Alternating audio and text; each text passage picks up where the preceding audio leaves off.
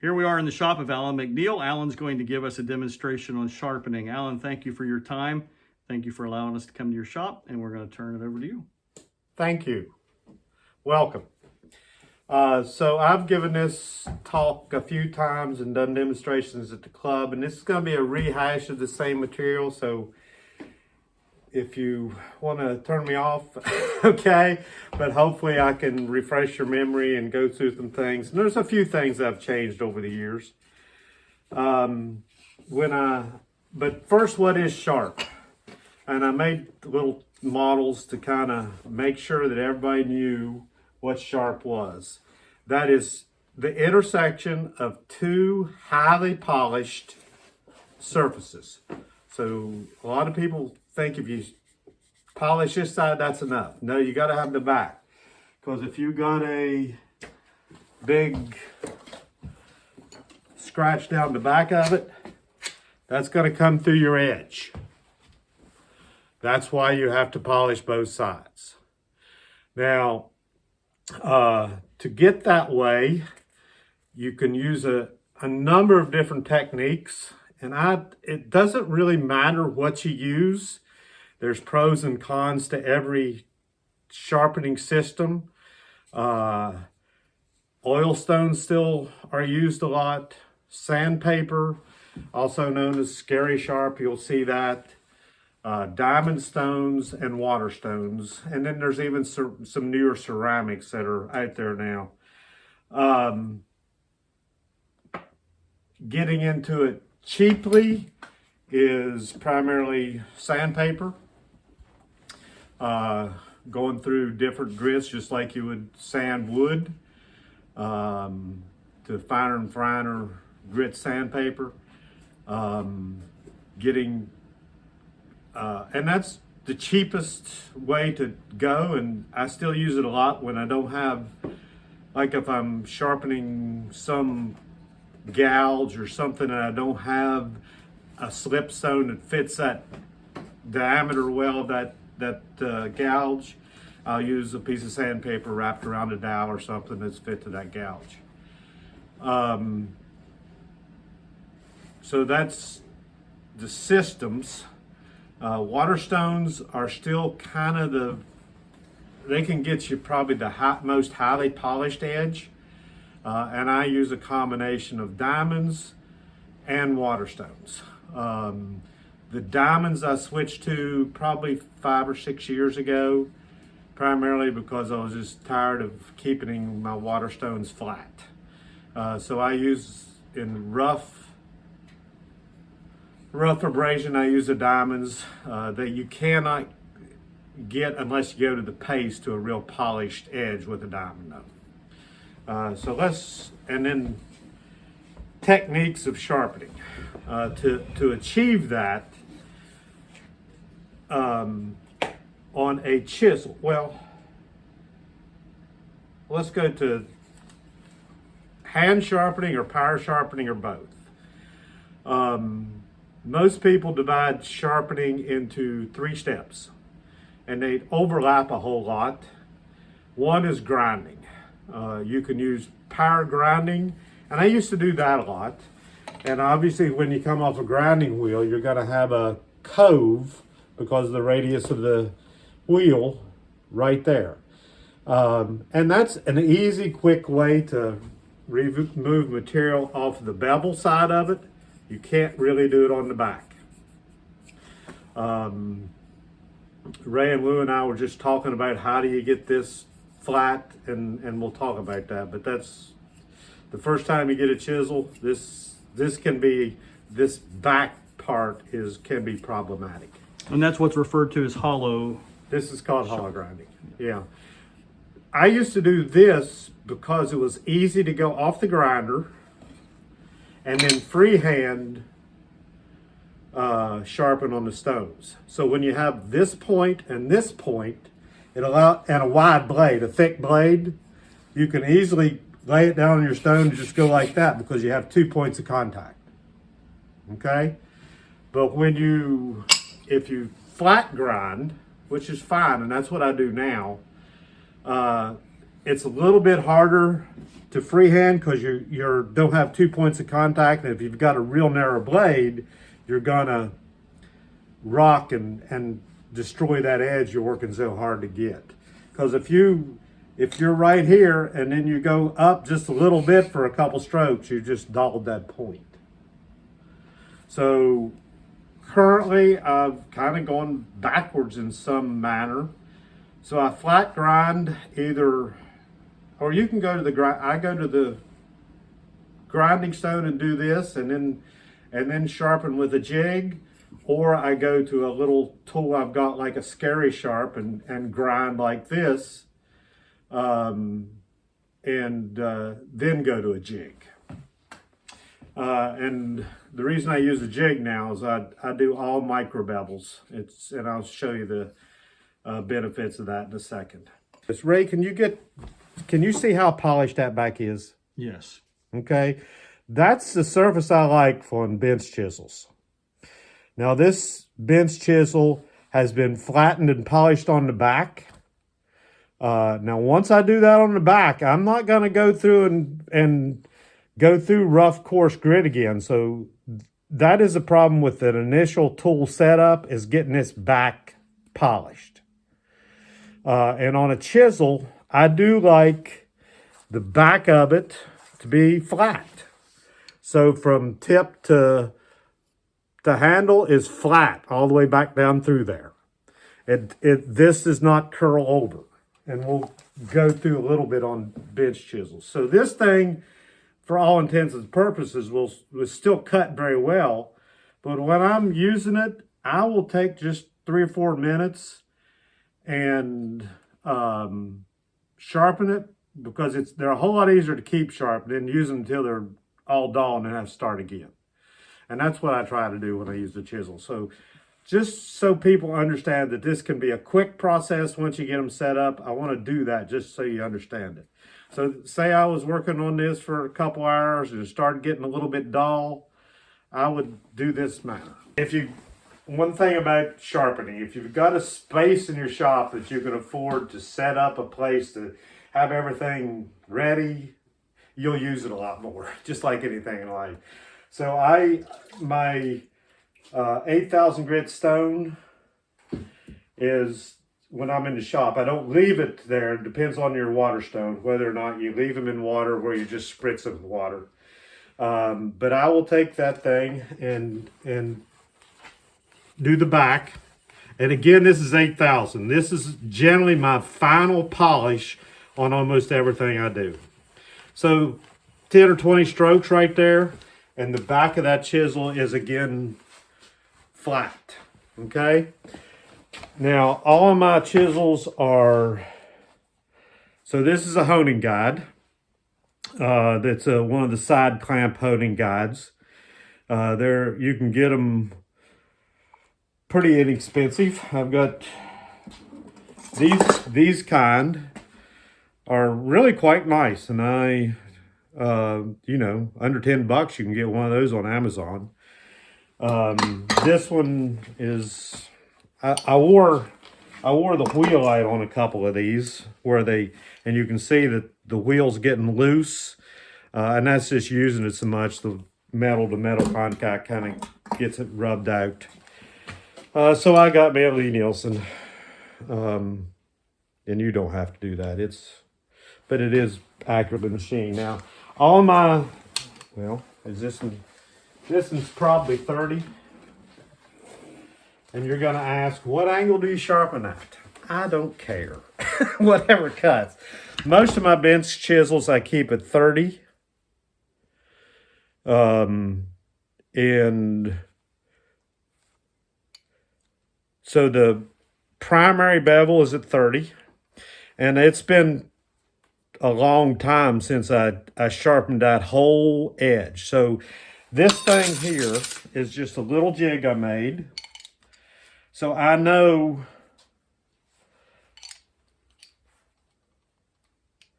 when I put this thing in there and I push that block up to there,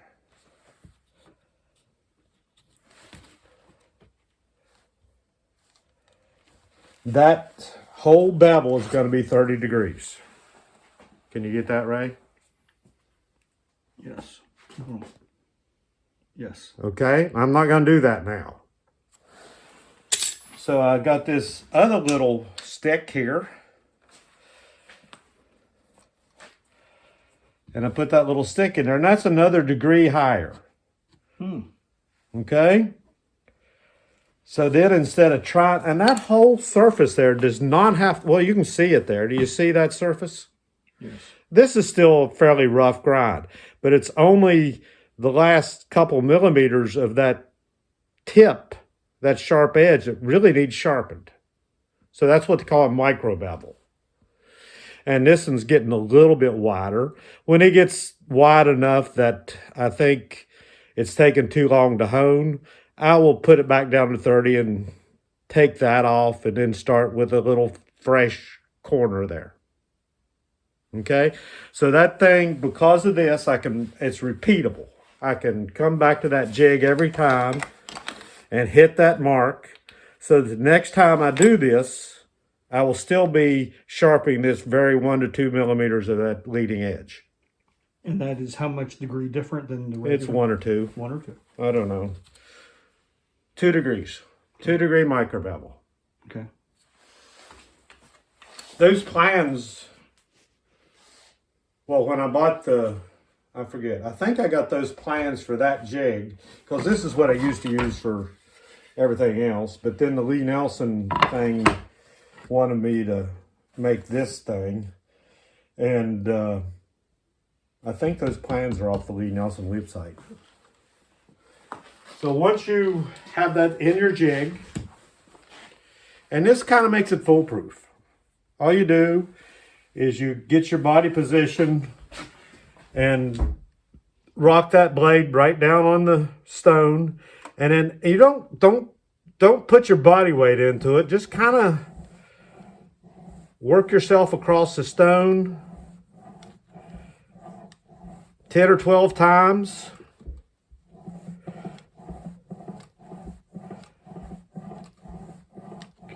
And actually, it's a relatively light touch when you're doing this. And then look at it. It should be polished again. And you see, if you can pick up that real faint polished line right toward the front. Got it. Okay? And as far as I'm concerned, now, that's usually all I do. I will occasionally strop it on a piece of leather, but usually I don't. And that thing is, again, sharp enough to shave hair. So that's how 90% of my sharpening's done. And let me show you on this. This is a shoulder plane blade. Looks like good quality stuff. So we're going to go from the beginning on a plane blade and hopefully get to the end here relatively quick. Okay. And this is a shoulder plane. This is a shoulder. So, this is a diamond plate. It is, and I don't remember, I have to look. So there's 4 different grit sizes on this diamond plate. I actually have a rougher one, and maybe we'll start with it since that's not flat on the back. This is, I think, the roughest diamond plate you can get. I'll show you, hopefully it'll show up on camera.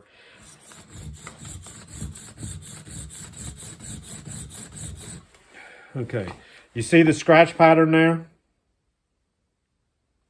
Yes. There is, and if you want to, one thing you can do is take a Sharpie across the edge here. If your eyesight's not good like mine anymore. And I'll show you on a finer stone. This is a finer stone. And do a few swipes. You see where it's missing? Yes. That whole black corner is not flat. Okay? Now, you can work, so getting from out of the box to that shiny right there on a plane blade, and this is going to be an important point I want to make today, is this thing, this plane does not have to have a flat back. Okay? Because this thing is not used like a chisel. And I sharpen my plane blades and my chisel blades differently. I put a little bit of and I'll show you how. But let's explain that difference. So this thing's going to be used up in the air like this. All that really has to be sharp, and Ray's not going to wear this thing back very far. He's, if that thing's polished a first millimeter or two, that's all it needs. You don't have to have this polished back here. Okay? Because it's going to be held in the shoulder plane like this. And if that's sharp there, who cares about all this other? Okay? Now that's opposed to a chisel.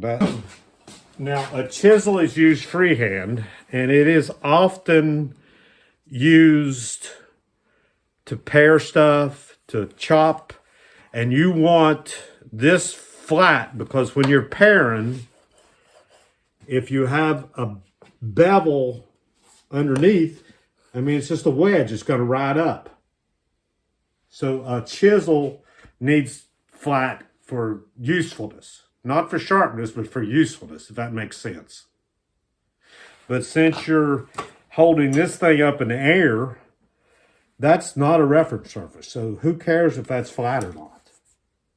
So to save a lot of time on bench chisels, I sharpen like this. And most people do. And this is called the ruler trick, if you've ever heard of it. It's pretty well advocated. So something, and you can use a ruler, but don't use a real fat ruler. Use something, and this is just a little piece of, it's something that's going to raise this end. So I put this right here, and that's going to raise that just a little bit so that it works on this front sharp edge instead of flattening that whole thing. Okay? And I use this, they call it the ruler trick, and if you've got a little skinny piece of something, I don't care what you use, that's just a little piece of aluminum coil stock that I had. And if you, oops, wrong stone, sorry. So I'm going to start with my, not the real coarse one, because this will go a lot quicker. So I'm going to start with a relatively coarse diamond stone.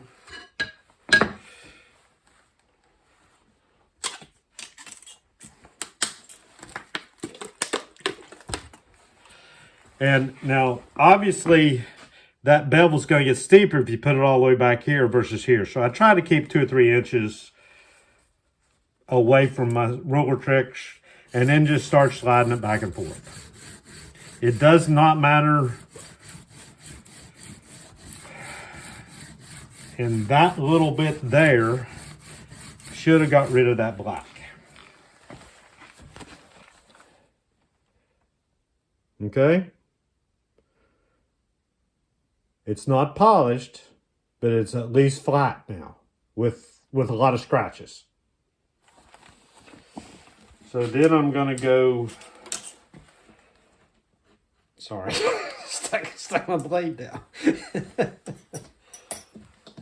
So then I just go through the grits.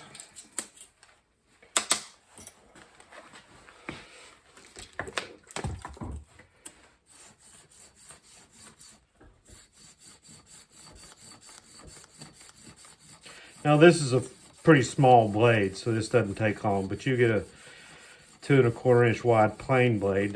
You're going to spend a little bit more time.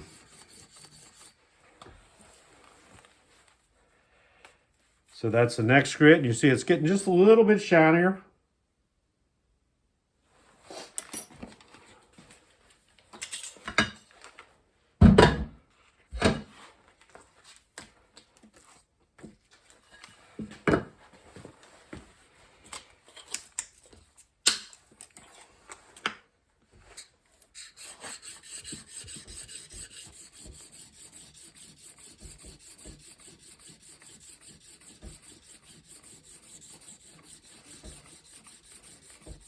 if you haven't figured out why the rare earth magnet there, it keeps my, well, it's not going to move now. It usually goes like that. Shinier yet? Yeah.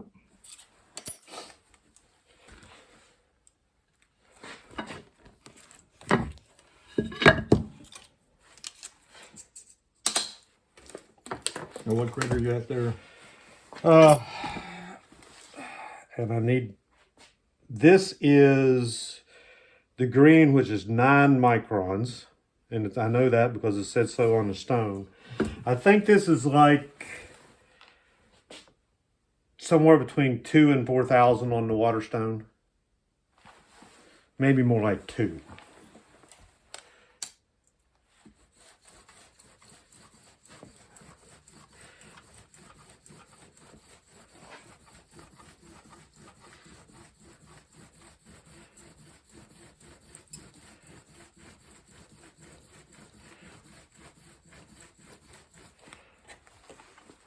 All right, so that's not as fine as we're going yet, but it's getting pretty shiny.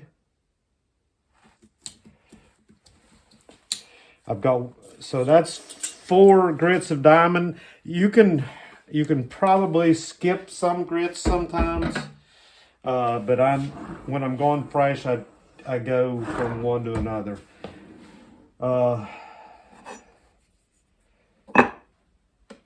You see my, there it is.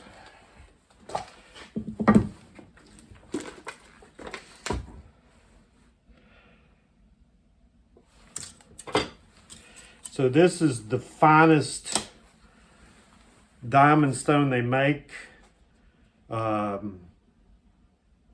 doesn't use paste, and I'll explain paste in a second. Dang it, I did it again. All right.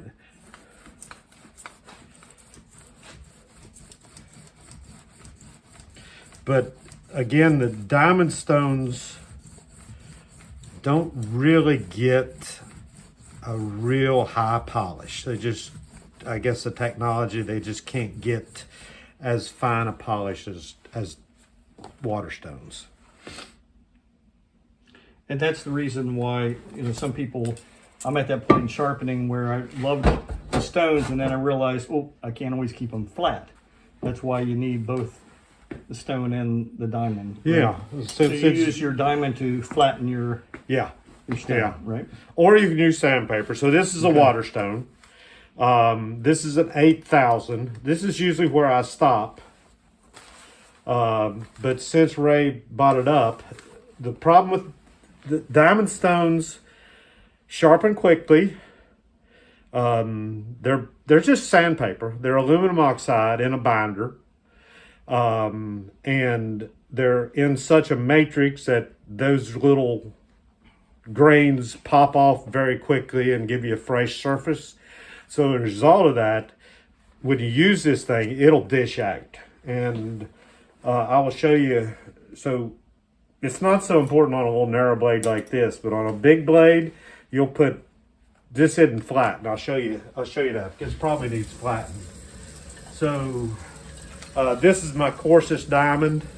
I use it for flattening. They make diamonds for flattening, but I don't have one, and I don't see any reason to get it. So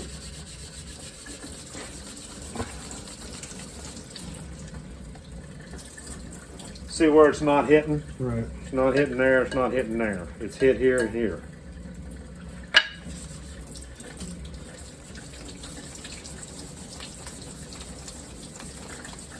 And surprising enough, these things wear, Nortons wear really quick. They sharpen quick. See, I must have sharpened something on that this morning that just used that one corner. I probably should have spread it out a little bit.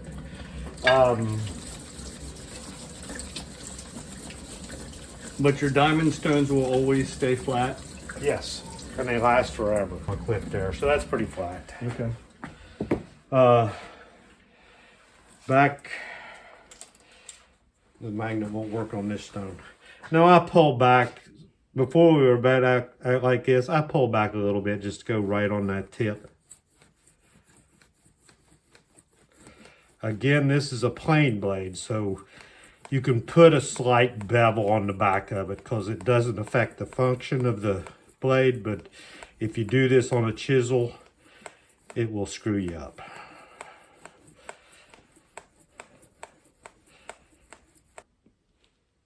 Yeah, there we go. That's a better. Yeah.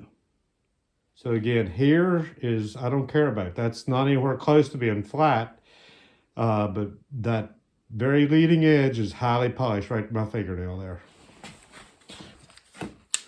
So again, jig, repeatability.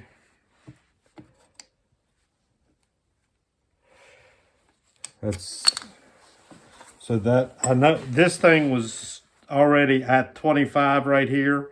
I'm not going to change that. So I put that little, this is 25 degrees. When it extends to that block, but I put this thing in there so it'll raise it up just a little bit. And we're going to be sharpening that leading edge. It increases the degree. Yeah. It's just a triangle.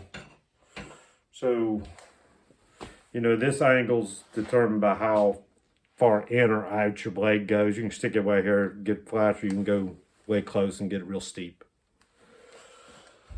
I think we're going to start, well, we better start with this one.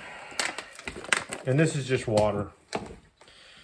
Some people use oil on diamond stones. I don't like the mess. Like Lou said, some people put in soap in this. I just don't use water.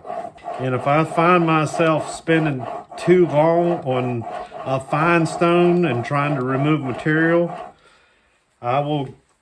it's quicker to go back to a rougher stone, and we may have to do that. See that little corner? And that's because this thing's diving that way. It's not straight across the front. I think we can get it out with this. My pressure is centered on the blade. Now this blade we want flat. The shoulder blade needs to be flat. And they need to be pretty square too. So depending on what you're sharpening for, this thing should be square across there. There's a little bit of, you can be a little bit out of square, but for this thing to work good, it's got to be square across that leading edge.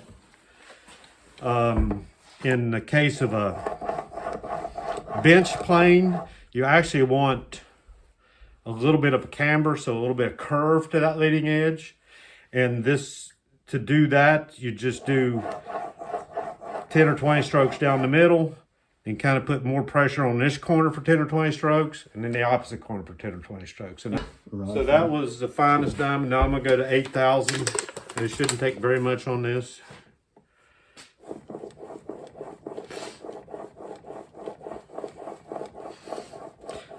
So when Lou and Ray came in today, we were talking about getting the back of chisels flat. And I'll show you a chisel here in a second. It took me probably, okay, that's highly polished. Yes, I can see that very well now. Okay, now if you want to, you can flip it over and do this, because occasionally if you're, every time you sharpen, there's a little burr that's almost microscopic. Sometimes you can see them. That forms, you can roll over and roll that burr that way, and then roll it this way again for a couple strokes, and that removes that burr. And that thing should be sharp now. We want to take just a minute here and thank Allan for showing us the demo and allowing us into his shop, and appreciate your time and effort. And Allan, thank you. You're welcome. Thank you for coming.